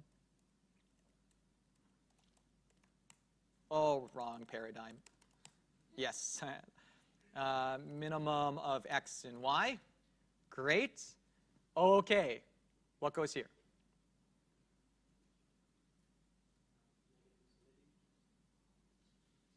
Yeah, you sure negative infinity?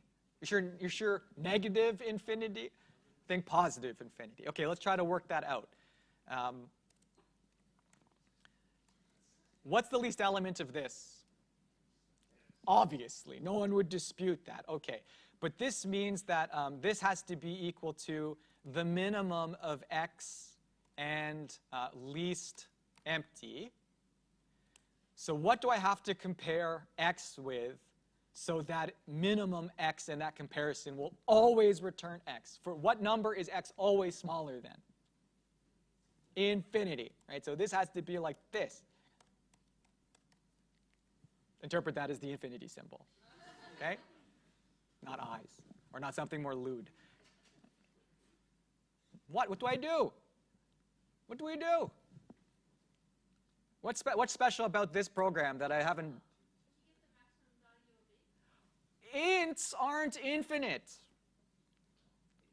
Let's look at int, and let's look at some of the things that it provides, right? Because the data in Haskell is super important, right? You have to work with the data, and let's look at what this data is providing for us.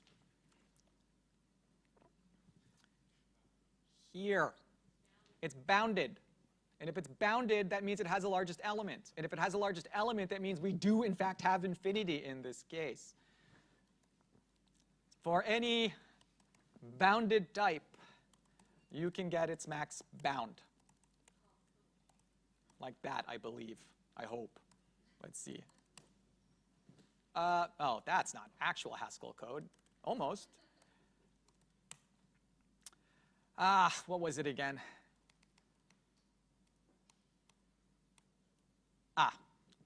I shouldn't have camel cased. Yeah, no, it's like this. Yeah.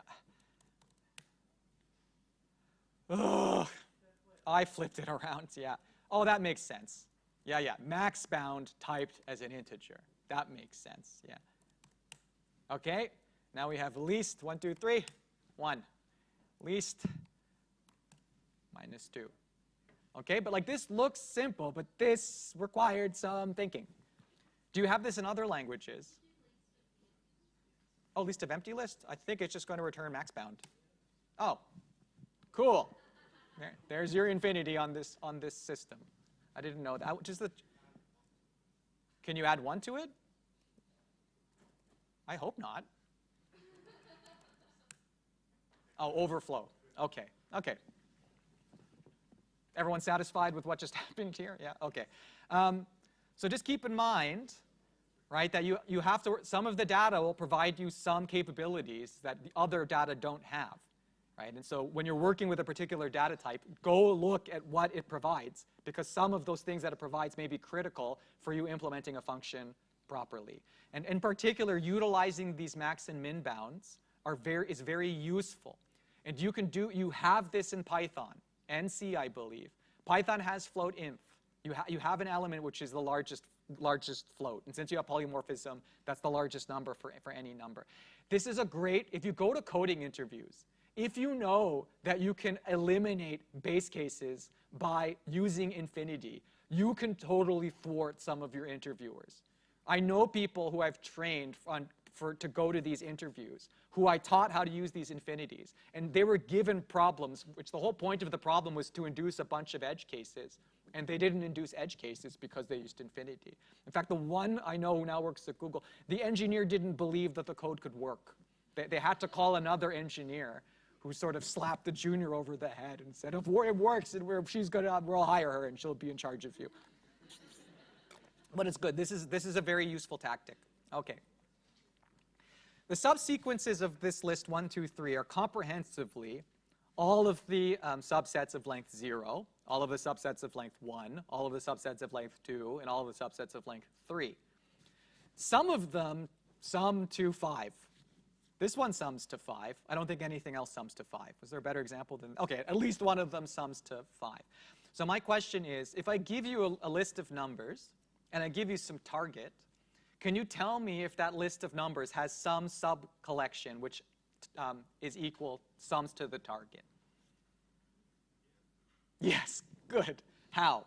Well, let's just go through the design recipe for this. Okay, so let's just use integers. Well, we're not going to need it though. We do have a power set. We could use that if we wanted, but let's think about this. Okay, so sublist sum. All right, target. Makes target is what I'll call it. Okay, so I want to make a target. I'm going to say that target's an integer, and I want to make that in this list, and I want to return a Boolean. Okay, yes or no? What are the edges here? And there are multiple ones. Empty list is certainly a target. Is certainly one of our edges. What should happen here?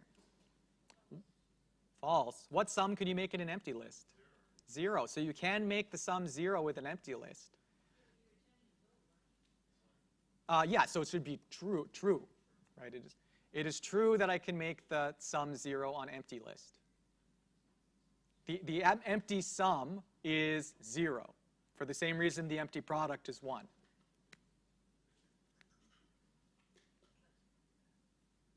I hope this is not controversial, that the empty sum is 1, right? Oh, geez. Yeah. This is the target I want to make. Yeah. So I want to make the target 0 with no numbers. And I'm like, I can do that because I'm just going to take no numbers, and that'll be equal to 0. Can you always, okay, so the question is, can you always make 0? Well, I'm saying you just take none of the numbers. Just don't choose them. Is the empty set always going to be one of the things available to us?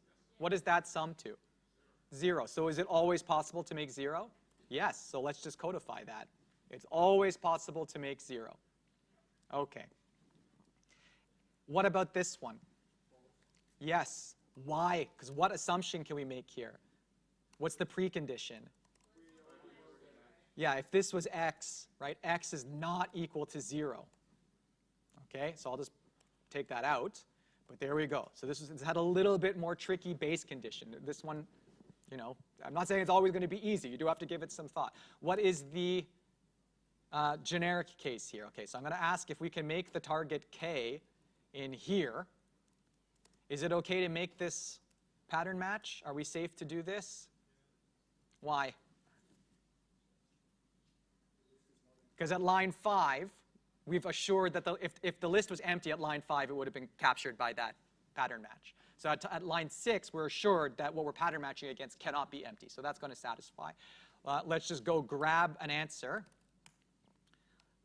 Now, I can say, can we make the target in x's? And I'll just call that, I don't know, p. Okay, so I've told you if we can make the target in what remains. So if I can make the target in what remains, what should I return? True. Okay, so I'm going to say or p.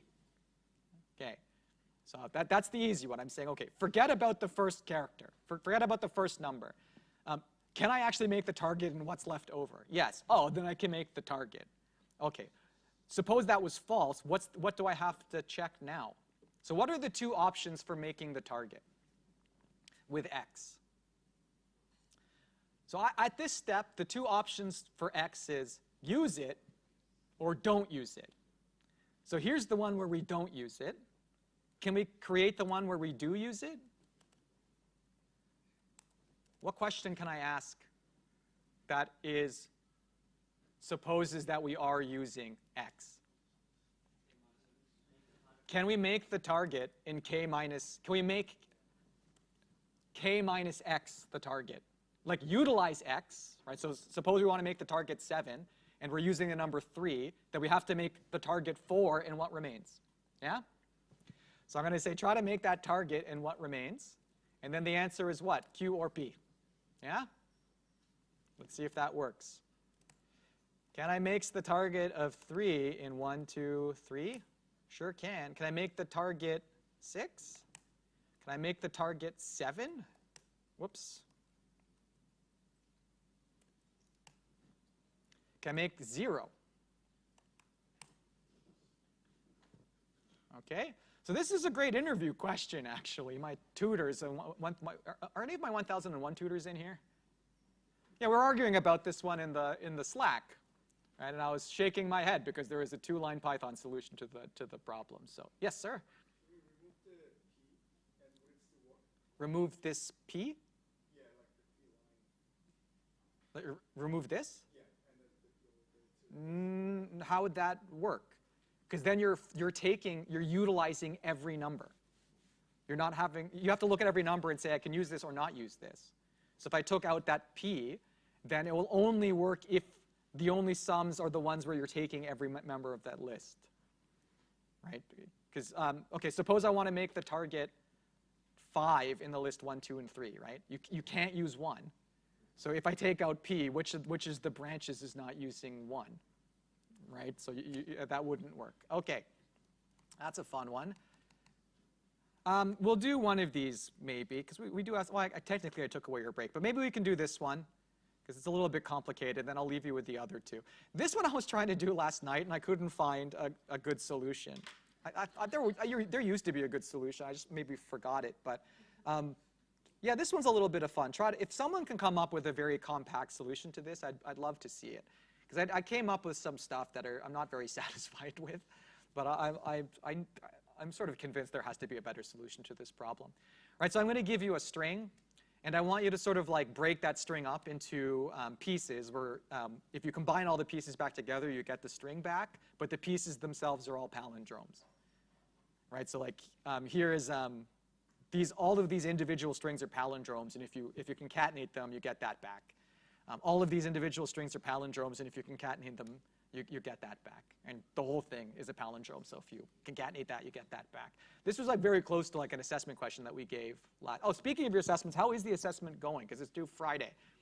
Now, I'm a little bit concerned about the base change question. So here, the base change question is aggressively recursive.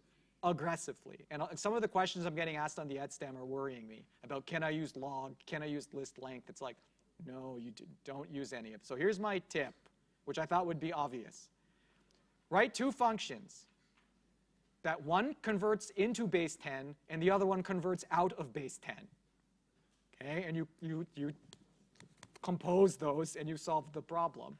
And converting into and out of base 10 is easier. Yes, sir. You should feel shame when you do. Like, you should do it and be like, I'm not solving this problem properly. My solution has 6 lines of code, right? Well, but like, that's honestly the answer. If that's what you want to take from the course, then do it. But if you really want to lean into the functional paradigm, which is becoming a paradigm where there are more job opportunities, because the AIs can't yet program functionally yet, then this seems to be a good pathway to having extra skill sets that are going to be marketable and employable. You don't need length, like you just don't need it, right? So if you think of just think of any number in any base, and what happens when you take the quotient by that base and take the modulus by that base. Like just write out any number, base 0 plus base 1, and then put anything in there, and just see what happens when you divide by b. Right? You're going to get a smaller number that's still a base b number, which is smaller. And then ask if you can reverse that. And that's the solution to that question. 6 lines of code, not even complicated lines of code, including the base cases. Right? So I'm just telling you this so that, because I've been seeing very long solutions to this problem. It's not supposed to be long. This is the one that's the most naturally recursive of all the questions that we gave you. That should be the one that you start with. And again, don't go write one function for converting from base 10 and another function that converts to base 10. That's easier. Connect them and you've solved the problem. Maybe I'll just take 5 more minutes to answer questions about the assessment, if you have any questions about the assessment. When's assessment 2 coming out? Assessment 2 is going to come out 1 week Friday. Yeah. For the induction, Mm-hmm. the induction set,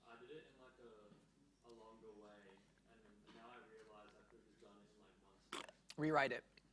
Rewrite it. Your induction proofs, give it to someone from a different class. The question I gave you is not mathematically complicated. Anyone who understands induction should be able to understand your proof, right? So here's the thing that I want to implore you, because I don't want any of you upset if you get marked down or anything. What you submit to us is the only thing that we are utilizing to evaluate your work. A lot of times I'll get students who come in afterwards and say, I feel like I deserve more marks because, oh, when I wrote this, I meant this. And when and then this really means this, and this means this. It's like, you don't get to supplement your written work with oral work. Okay? What you write is what we read. And then we're going to pretend we don't know the answer to the question. So this is always the problems with the proofs. It's like, we need to get you from A to B, and all of us know how to get from A to B. Right? And you may write a proof that like meanders or skips steps, and you still get from A to B. So in a proof, I can't really say this is wrong. I can really only say you've like made a huge lot, like this doesn't imply this. You are missing steps in your position. So give it to one of your mates and say, does this make sense to you? Does this prove the thing that I supposed to prove? And if they say, this doesn't make sense to me, then your code should do some refinement. So go do the base conversion one. It shouldn't take more than, now that I've given you that hint, you should be able to work it out fairly rapidly. And if you're getting stuck, do you know there's an ITLC? Do you guys know of the ITLC? There is a help center in building 78 on the first floor. You'll see it right when you walk in the building. And in the corner, there's like an office. And you can get drop-in support there for this class. There's a couple tutors there who will help you with your assessment if you need help outside of the tutorial. So go do that. Ahmed, the EdStem, please start. And I'll see you guys next week.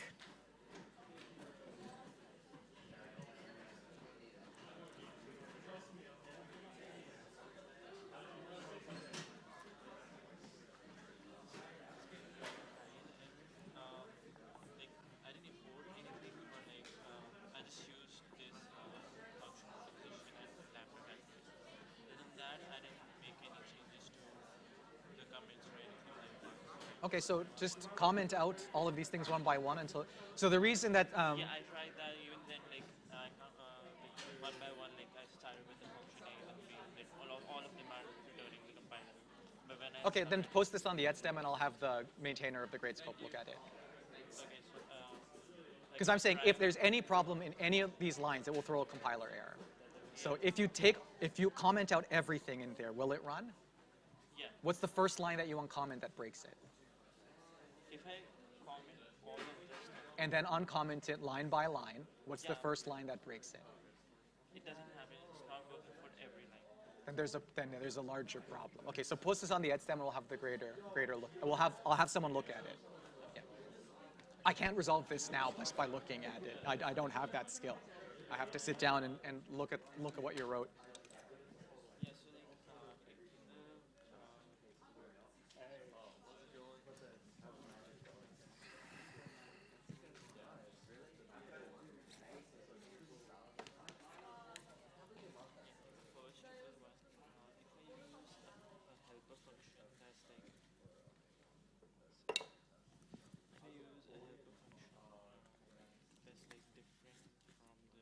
Yeah, of course you have to use, so you could always define this in a where clause, right?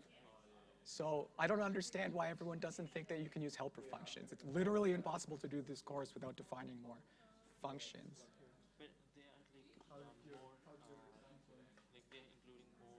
Oh yeah, if you're defining functions which overload the original thing, you can't do that. You have to write your helper functions in accordance with the original specification. Yeah, but now you said, I don't understand. Did you add that equality operator there? Or no? Was that us already? Yeah, it's all right. Okay. Then, sorry, what is it that you added? I didn't add anything to Okay. this. I just used a helper function that's Okay. very different. It's like, it's added. Yeah, of course. It's impossible to implement a function like that with that heading and only that heading. Can we use maybe and just? Of course, yeah. If you get green check marks, then you get green check marks, Yeah, right? everything is good. Yeah. So why are you concerned if you're getting green check marks? Why are we having this conversation? Because like it's only 40 points for the grade scope, right? So like 20 marks will be done by you. For your written work. Have you done written work? You know there's written work in addition to this. So this is only for coding. Yeah. Programming. No one's going to look at your code. If you get green check marks, you got green check marks. The end, right? Okay, no one will look at your code. Okay. Thank you. Is someone else coming in? There's usually someone else after me. Okay, You yeah. have 10 minutes.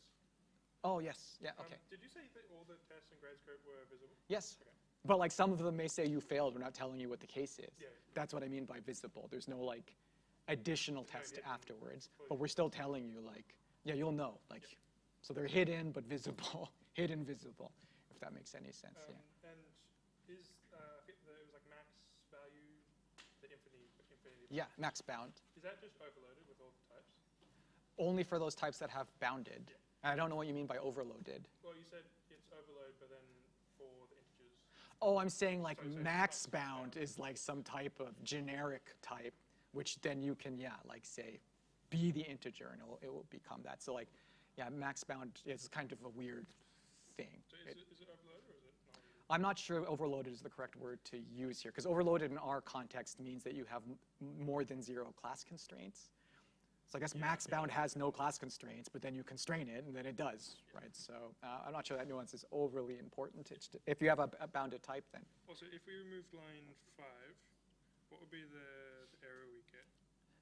You Type may, error? no, you won't get an error.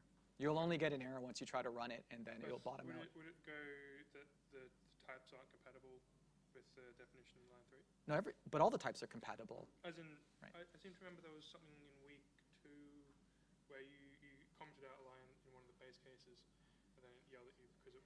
Oh, because it's going to say like there's uncovered patterns here. So in this case, you'll run it, and eventually you'll get an error because it will say, hey, I tried to pattern match out of the empty list, and I can't do that. So the warning that you will get here is that you have unmatched patterns. Oh, sorry, It will warn you, but that's not the same thing as an error, right? Saying, hey, this is pretty, like normally you should have all patterns covered, and you don't. So it's sort of what it's trying to say in that case. Yeah. And I was wondering how you work with Python and Haskell, because I'm creating a language that I've been working on for a while, but it happens to be very similar syntactically to Haskell. Yeah. Do you have any recommendations to cope with that? Like you want to create a programming. No, as in like, it's really difficult for me to switch between the two because I have. Oh, yeah, we'll try lecturing. Last year, actually, I had to give the Python lecture from 10 to 12 and then the Haskell lecture from 1 to 3. Do you have any recommendations? No, it's just hard. Try to get into a flow state and like try to say Monday, Tuesday is Haskell days and then Wednesday, Thursday are Python days. But otherwise, yeah, switching paradigms is difficult, right? And you guys laugh at my first-year students get panicked whenever I throw up Haskell syntax. Like, what the hell is that? I'm like, oh shit, sorry, you're not supposed to know what a lambda is. Okay, go be well. Sorry to. Oh, no take your problem. time. No problem. I just have an additional question. So you said about the non-negative, like that is the bounded. Yeah. Say that you were like taking 2 from n and they're all evens. Would you have to say What do you mean taking 2 from n? like? Oh, if you were to like- decrement n by 2? By 2. So would you also say like has to be an even input No. as well? Just say non-negative. It just has to be non-negative and decreasing. Okay. If you gave it an odd value and it went past then, or it like. But how out. could it go past? Because then it wouldn't be non-negative. Oh, yeah, okay. Oh my God, I misunderstood that completely. Well, now you understand it. Yeah, right? I get So like it that's now. the thing. Okay, If you okay. have a sequence of non-negative Yeah. numbers that are decreasing, it has to terminate. Yeah, okay. So you have to prove 2 things about, like you say, I have a function. It calls. It is bounded by this property or like number.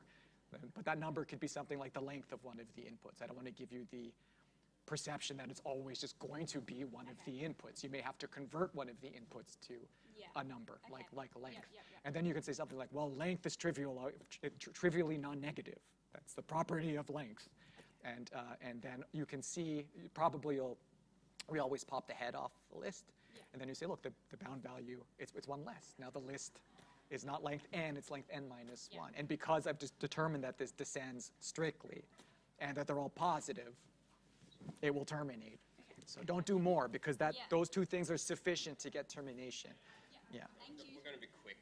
Yes, I implore you. Yeah. Like a shitpost thing. Okay. You mentioned quicksort, right? Yes, yes, yes. Versus an imperative implementation of quicksort has and made me think about this. By the way, that's basic. Oh, yes, thank you. Yeah, as I said, by the way,